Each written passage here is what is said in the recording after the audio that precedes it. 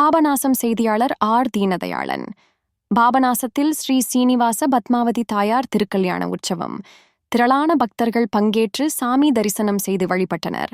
தஞ்சாவூர் மாவட்டம் பாபநாசத்தில் உள்ள ஸ்ரீ சீனிவாச பத்மாவதி தாயார் திருக்கல்யாண வைபவம் வெகு விமர்சையாக நடைபெற்றது.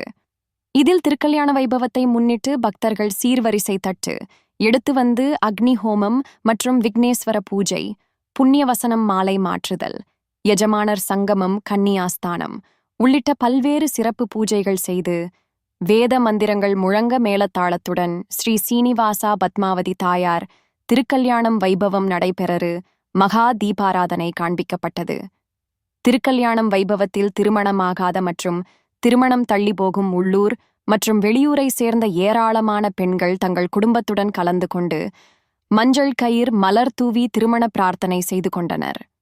திருக்கல்யாண வைபவத்தை காண ஏராளமான பக்தர்கள் கலந்து கொண்டு சாமி தரிசனம் செய்தனர்.